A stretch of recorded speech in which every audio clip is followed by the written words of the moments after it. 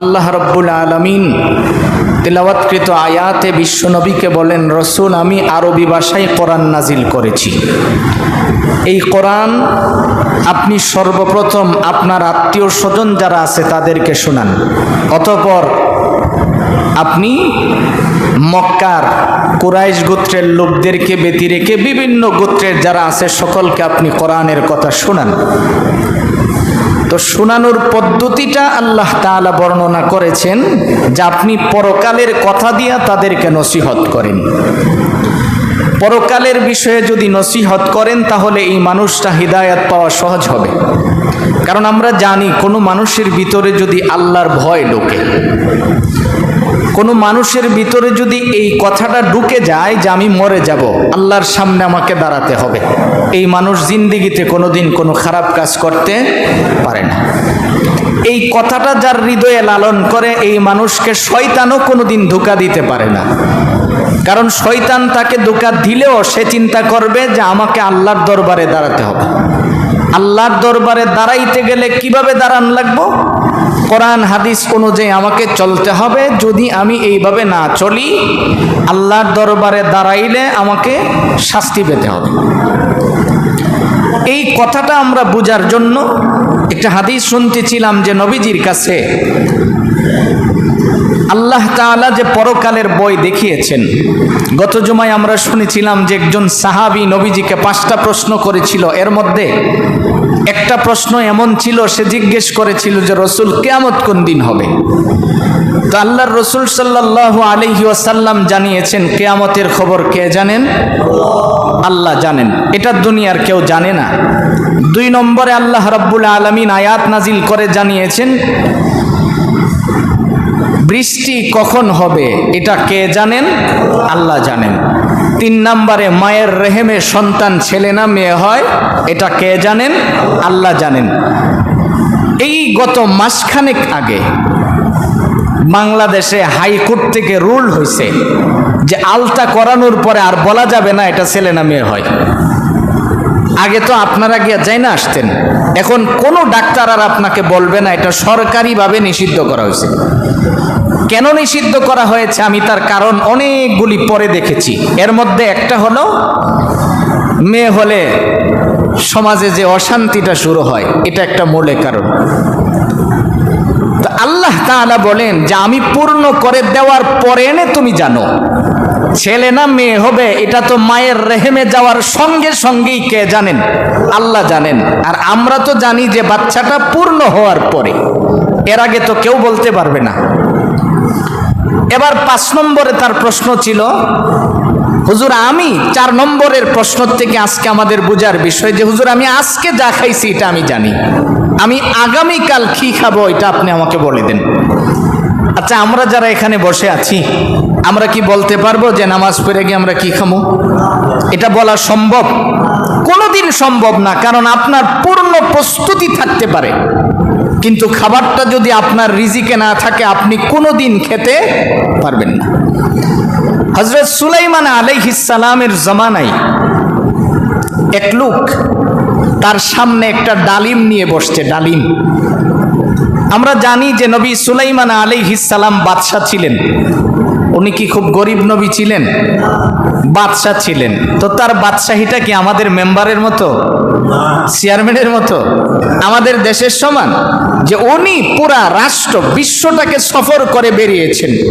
এই সুলাইমান আলাইহিস সালাম ওনার একজন উম্মত তার কাছে যায়া ডালিম নিয়ে গেছে, নিয়ে যাইয়া বলতেছে যে হুজুর আমি ডালিমটা এখন খাবো, এটাই আপনার এলাকায় আমার শেষ খাওয়া, আমি আর চাই না আপনার এলাকায় থাকতে।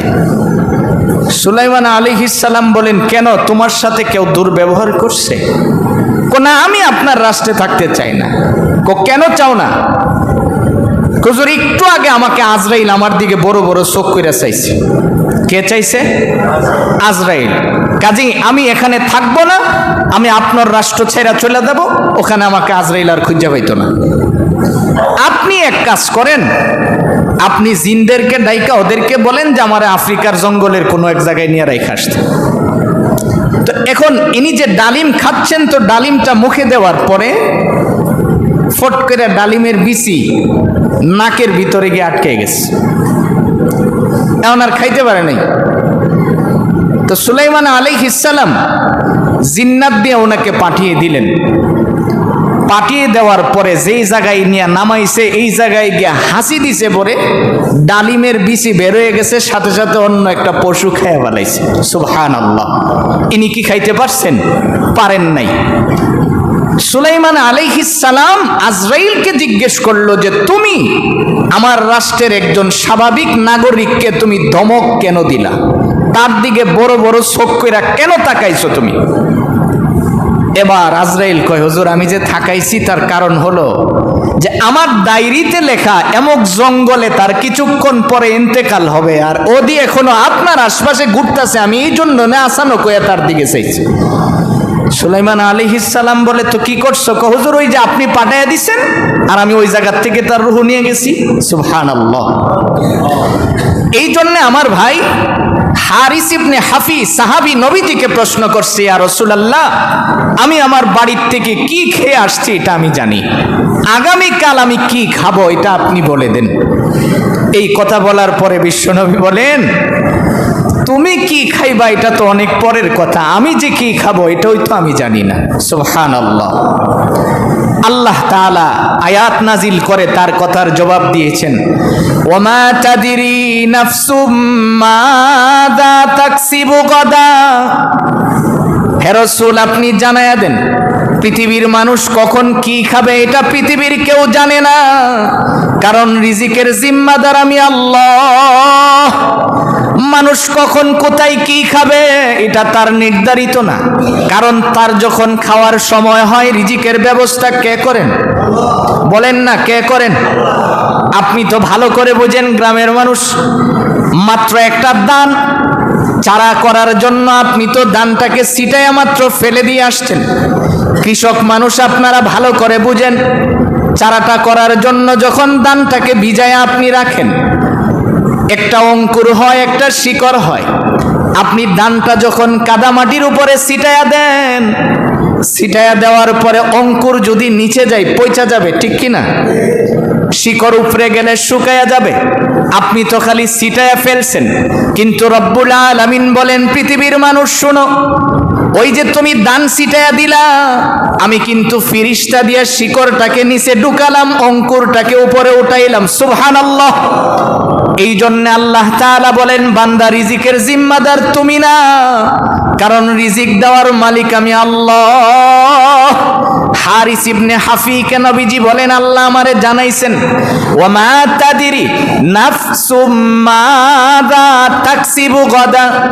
দুনিয়ার জমিনে কখন তুমি কি খাবে এটা তুমি যেমন জানো না, আমি নবীও তো জানি না, কারণ রব্বুল আলামিন কখন কাকে কি খাওয়াবেন এটা সিদ্ধান্ত কে নেন? আরো জোরে বলেন কে নেন? আল্লাহ। এবার হারিস ইবনে হাফি কয়, রাসূল এই যে আপনি আমাকে যেইভাবে বলছেন ইতিপূর্বে এত সুন্দর করে কেউ আমাকে বুঝাতে পারে নাই, আজকে আমার বিশ্বাস হয়েছে রিজিকের জিম্মাদার একমাত্র আল্লাহ। রিজিক একমাত্র আল্লাহ দেন, কারণ আপনি মনে করতেছেন আপনার কাছে টাকা আছে, টাকা আপনাকে রিজিক দেয় এটা আপনি মনে করতেছেন, কোটি কোটি টাকা আছে। আপনি যা দেখেন কোটি কোটি টাকার মালিক, বাড়িতে দামি দামি খাবার পাক হচ্ছে, বাড়ির কাজের লোক খাইতেছে কিন্তু স্যার খাইতে পারে না, কারণ ডাক্তার তাকে নিষেধ করে দিয়েছে ভেজিটেবল খান। মানে আপনার এখানে আপনি জিডারে ওই যে বেগুন সেগুন আইনা সবজি পাকায় খান, এটাই ঢাকায় গেলে ভেজিটেবল হয়, শহরে গেলে ভেজিটেবল হয়। স্যার ভেজিটেবল খায় আর বাড়ির সবাই দামি দামি গোশত রোস্ট পোলাও খায়। কেন? কারণ তার রিজিকে এটা নাই, ডাক্তার বলে দিছে যে আপনার এইগুলি খাইতে পারবেন না। কি লাভ হবে এই সম্পত্তি দিয়ে আপনি বলেন? সবই আপনার আছে। আল্লাহ কয় বান্দা শোনো যে আমি তো তোমাকে দুর্বল থেকে স্বাবলম্বী করছি। মনে নাই অনেকেরই তো আমরা ছোটবেলায় 10টা টাকার লেগা বাপসাচার পিছনে ঘুরছি না, বহুত ঘুরছি, মাইল কি মাইল হাঁটছি 10টা টাকার জন্য, আর আজকে আমার কোটি কোটি টাকা হয়েছে। কে টাকা দিয়েছেন বলেন? আল্লাহ দিয়েছেন। আল্লাহ রাব্বুল আলামিন বলেন বান্দা আমি তোমাকে দুর্বল থেকে স্বাবলম্বী বানাই, এটা আমার কাজ, এটা আমি করি।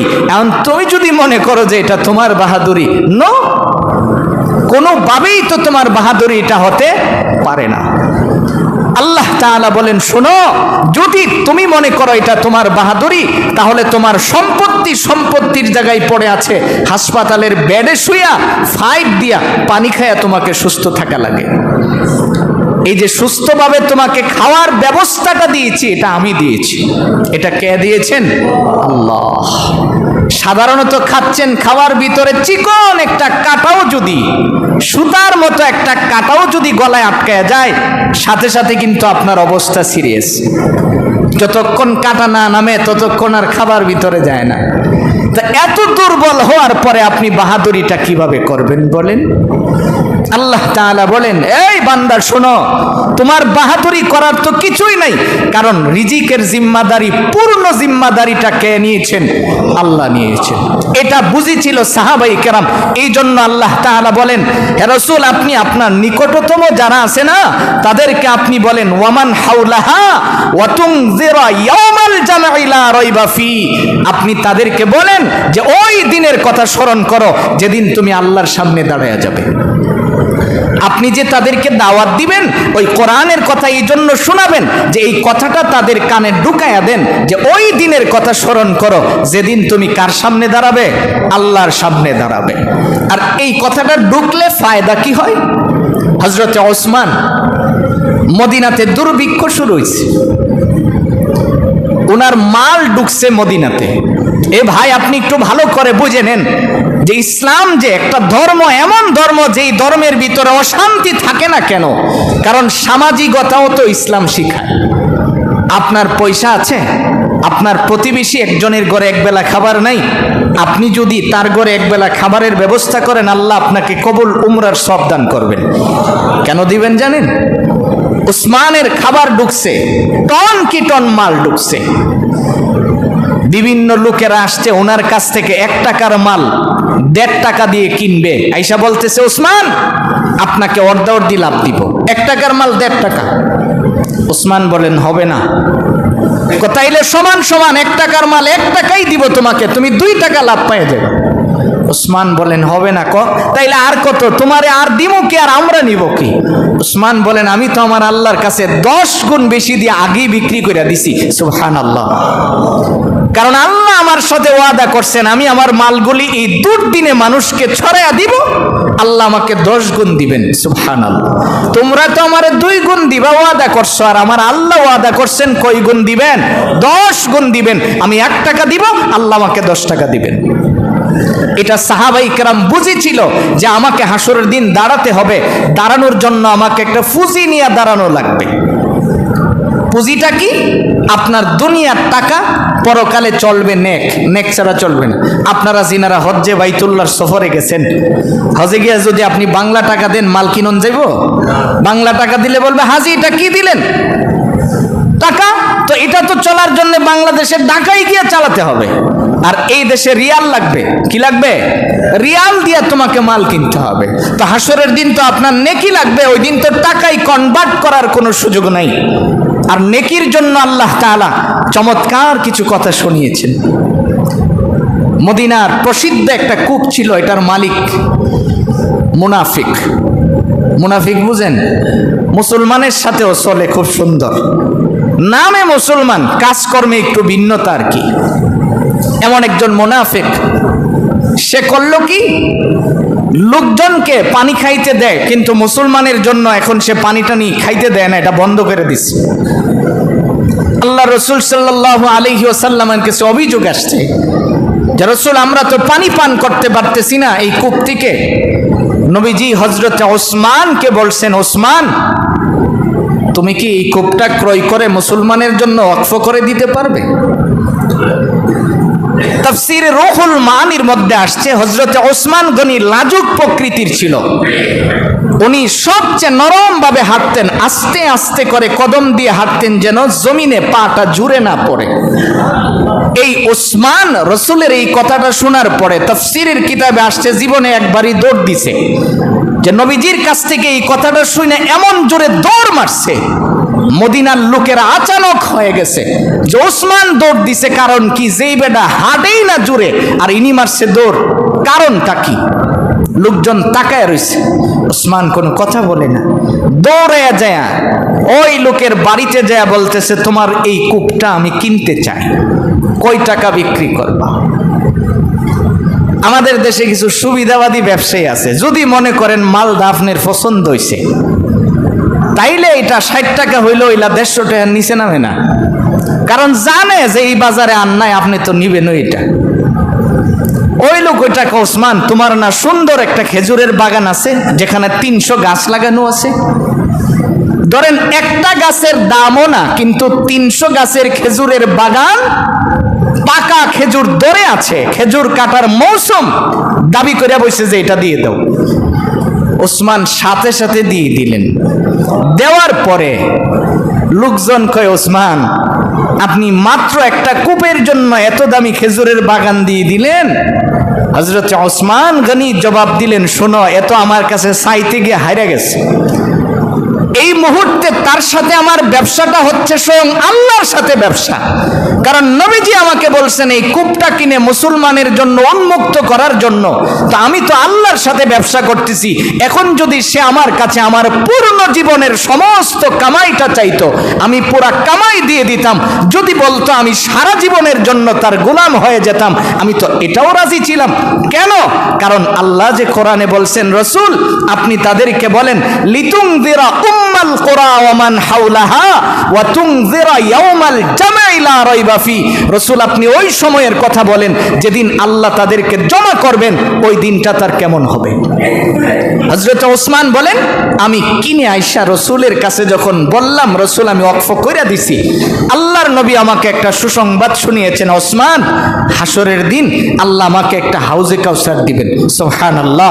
ওই হাউজে কাউসারের পাশে তোমাকে একটা কূপের মালিক আল্লাহ বানিয়ে দিবেন। এই জন্যই তো সাহাবাই কেরামকে আল্লাহ তাআলা দিন, পূর্ণ দিনটা তাদের হৃদয়ে ঢুকাইয়া দিয়েছিলেন। মুহতারাম ভাই, যেই কথা বলতেছিলাম, হারিস ইবনে হাফিকা, রসুল এই 4টা জিনিস আমার হৃদয়ে ঢুকছে। এবার 5ম নম্বর, হুজুর আপনি আমাকে বলেন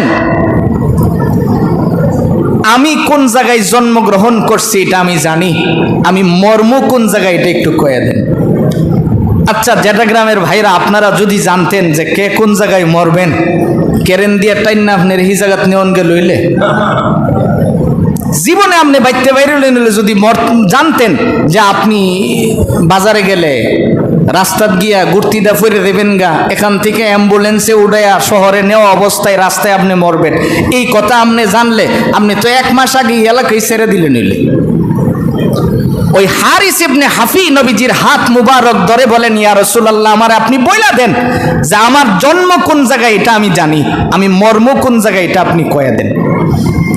আল্লাহ তাআলা আয়াত নাজিল করে বলেন, ওমা তাদরি নাফসুম বিআইয়ি আরদিন তামুত। নবী আপনি বইলা দেন কে কখন মৃত্যুবরণ করবে এটা কে জানেন? আল্লাহ জানেন। যে আজরাইল আপনার সামনে আইব সে নিজেও তো জানে না, যিনি আপনার রূহ কবজ করবেন তিনি নিজেও তো জানেন না আপনারে কোন দিন নিবেন, জানেন না। বিদায় তো দৈনিক 5 বার আমনের সামনে আয়া চেহারাটা মিলাইতে চেষ্টা করে যে নিমো যে ইলারই নিমো কিনা, যে আমার হাতে যে লিস্টটি আছে লিস্টির সাথে চেহারা মিলানো হয় দৈনিক 5 বার, কারণ তিনি তো জানেন না, জানলে তো যেদিন নেওনের ওই দিনই আই লইলে। ইমাম মালিক রহমতুল্লাহ আলাইহি, আমরা জানি প্রসিদ্ধ 4 জন ইমামের মধ্যে একজন। ইমাম মালিক দিলের মধ্যে সব সময় এই কথাটা লালন করতেন যে আল্লাহ আমি মদিনাতে যদি মৃত্যুবরণ করি তাহলে মদিনাতে আমি তো নবীজির সবচেয়ে কাছে থাকব, আর যেদিন কিয়ামত হবে ওই দিন ইসরাফিল সিংহা ফু দেওয়ার পরে যখন জমিন থেকে আমি উঠব তাহলে তো সবার আগে নবীজির কাছে আমি উঠব। সুবহানাল্লাহ। এই আশা লালন করে উনার শেষ সময়টা উনি মদিনাতে আছেন। মদিনা ছাইরা আর কোথাও যায় না, মদিনায় থাকে। কারণ হজের সময় যখন আসে তার হৃদয়ে একটা কষ্ট অনুভব হয়। লোকেরা যখন এহরাম পরে কাবার দিকে যায়, মন চায় হজ করতে, যে আল্লাহ আমি যদি বাইতুল্লাহটা একটু তওয়াফ করে আসতে পারতাম, আমি যদি হজ করে আসতে পারতাম, আমি যদি একটু কাবাটা সফর করে আসতে পারতাম, আগামী জুমায় ইনশাআল্লাহ আমরা এই কাবা নিয়ে কথা বলবো। তো আজকে আমি যেই কথাটা বলতেছিলাম যে একজন আশিকে রসুলের হৃদয়ে শুধু এই কথাটা লালন করা যে আমি যদি কাবাটা একটু দেখতে পারতাম। এখন সে চিন্তা করে যে আমার তো ইচ্ছা মদিনাতে মৃত্যুবরণ করা, আমি যদি এখন হজ করতে যাই আর আমার মরণটা যদি মক্কায় হয় তাহলে দাফন তো আমার মক্কায় হবে। এখন মুসলমানের ভালো মন্দ যাচাই করার একটা মাধ্যম আছে, এটা হলো ইস্তেখারা করা। ইনি চিন্তা করতেছেন আমি ইস্তেখারা করে দেখি আমি কয়দিন বাঁচবো, এই চিন্তা করে ইস্তেখারা করতেছেন। রাতের বেলায় স্বপ্ন দেখে আপনার আমার নবী সরকারে দু জাহা মুহাম্মদ আরবি সকলেই পড়ি সাল্লাল্লাহু আলাইহি ওয়াসাল্লাম, নবীজি তার সামনে এসে হাজির হয়ে গেছে। সুবহানাল্লাহ। আয়েশা এইভাবে 5টা আঙ্গুল দেখাইছে, হাত দেখায়া রাসূল চলে গেছে।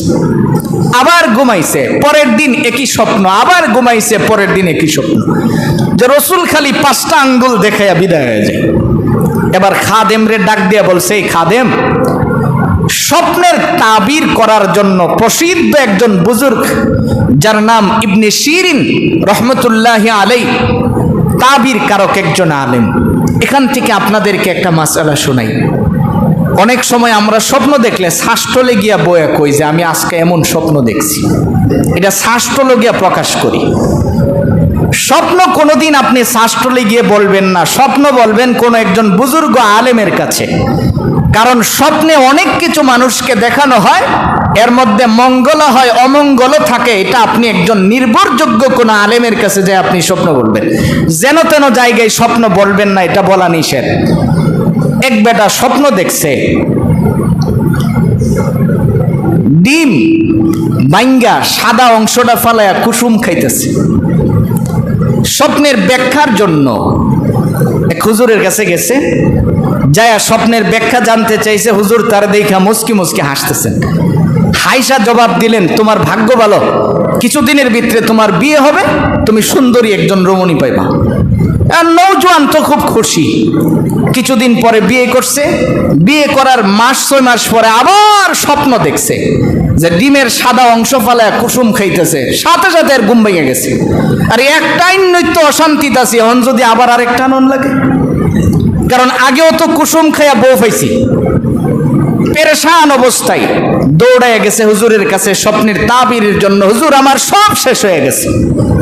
কি শেষ হয়েছে? হুজুর আমি তো স্বপ্ন দেখছি আমি ডিমের কুসুম খাইতেছি।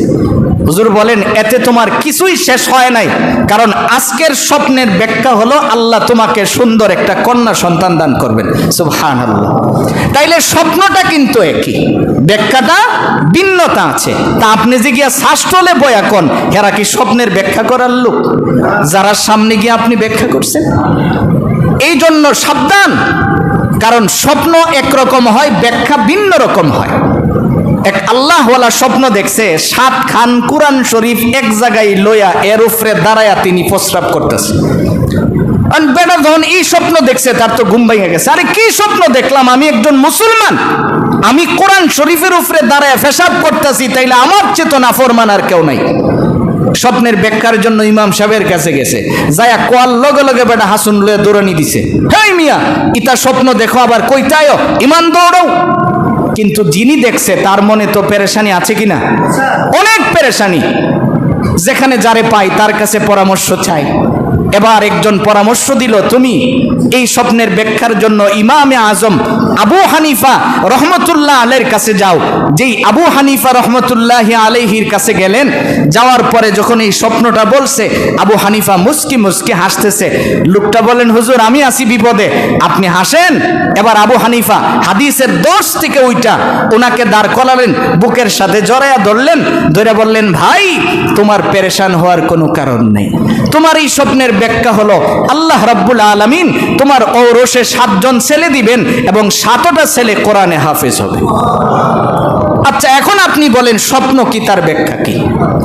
এই জন্য সাবধান, স্বপ্ন কোনোদিন শ্বাসতলে বয়া, বটগাছতলে বয়া, ধান কাটার সময় এখন একটা গাছ পাইছেন, ওখানে বয়া আড্ডা দিতেছেন আর কইলেন কেউ আমি তো আজকে এমন স্বপ্ন দেখছি, এই শব্দ বলে উচ্চারণ করবেন না।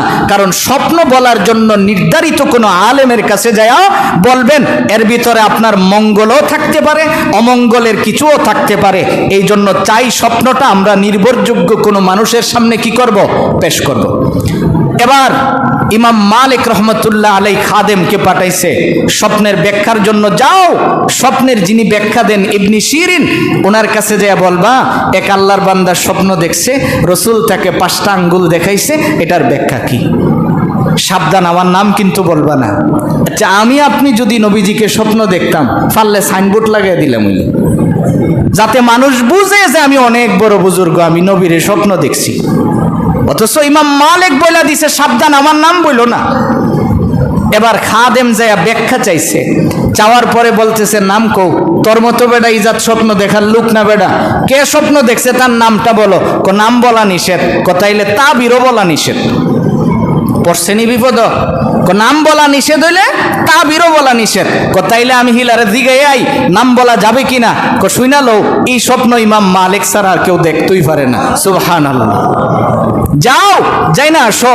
ওখানে জানতে গেছে, জানার পরে যখন বলছে যে হুজুর হিলা তো আপনার নাম আগেই কয়ে লিছে, তাইলে আর নামটা কয়ে দিতে, আপনি না আমারে নিষেধ করছেন।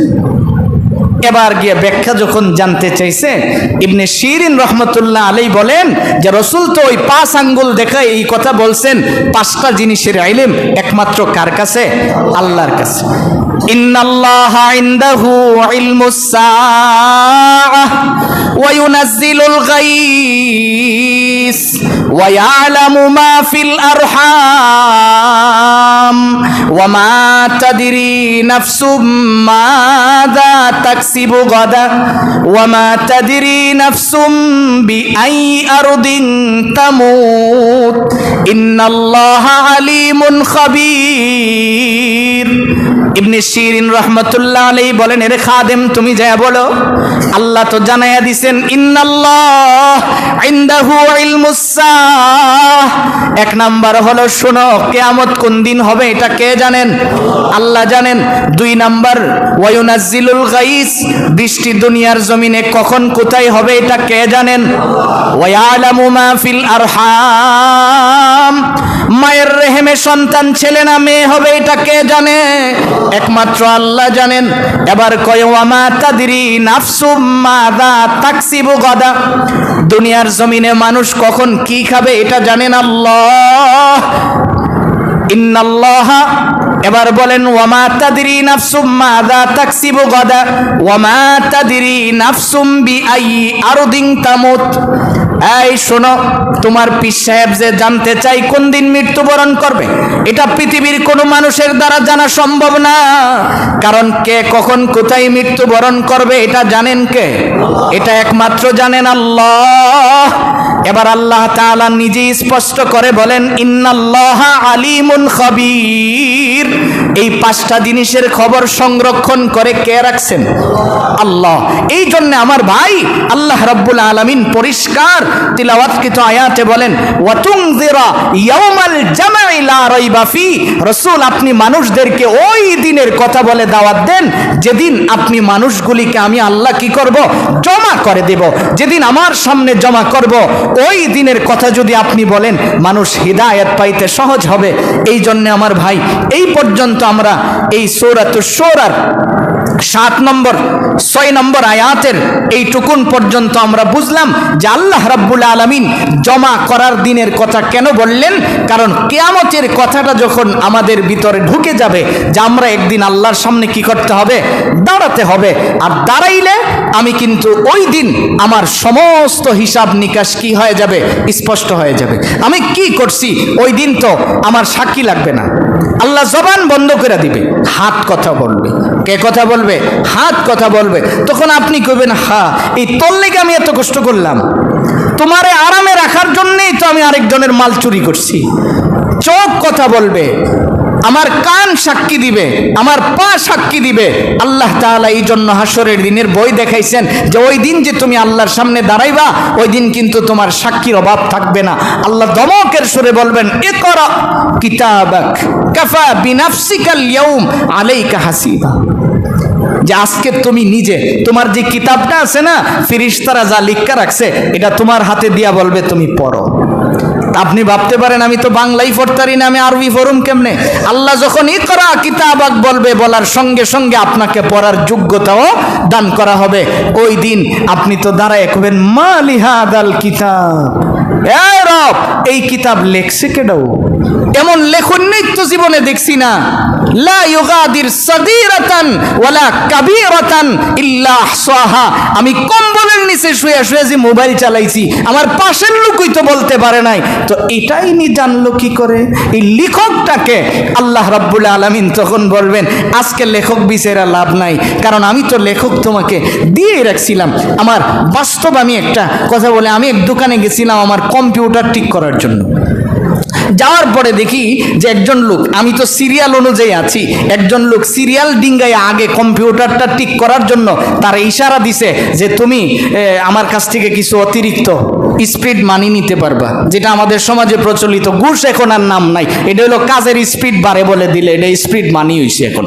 তো এটা আমি তোমারে দিব। তো হ্যাঁ, আবার ইশারা দিয়ে বুঝাইতেছে যে সিসি ক্যামেরা আছে, তুমি বাড়ে যাও, আমি আইতাছি। আমি এটা দেখকেই তো বুঝা লাইছি, কারণ তাদের ইশারা তো আমার বুঝার যোগ্যতা আছে। আমি বুঝি যে হ্যাঁ, ইশারা দিতেছে যে ওখানে সিসি ক্যামেরা আছে, তুমি বাইরে যাও, আমি আইতাছি, পরে তোমার সাথে হিসাব হবে। তখন আমার মনে হয়ে গেছে, হ্যাঁ দুনিয়ার মানুষ এটাকে বই পাইলো, অথচ আল্লাহ যে বলে দিয়েছেন আমি ডানে বামে দুইজন ফেরেশতা লাগাইয়া দিছি, তুমি যেখানেই যাও, তুমি ঘুমায়া থাকলেও তো ওরা সজাগ থাকে, তুমি কম্বল মুড়ি দিয়া থাকলেও তো ওরা থাকে, তুমি পানির নিচে ডুব দিয়া থাকলেও তো ওরা থাকে। তাইলে তাদেরকে ফাঁকি দাও, কিন্তু তখন তোমার আফসোস হয় না সিসি ক্যামেরার জন্য ভারে যাওয়ার লাগে। এই জন্য আমার ভাই, আল্লাহ তাআলা পরকালের ভয় দেখায়া নবীজিকে দাওয়াত দেওয়ার কথা বলছেন। আল্লাহ যেন আমাদের সকলের অন্তরে পরকালের ভয় ঢুকায়া দেন, আমাদের সকলের অন্তরে যেন রব্বুল আলামিন ইবাদতের মজা ঢুকায়া দেন। আল্লাহ তাআলা আমাদের সকলকে আজকের এই কথাগুলি বুঝে শুনে আমল করার তৌফিক দান করুন।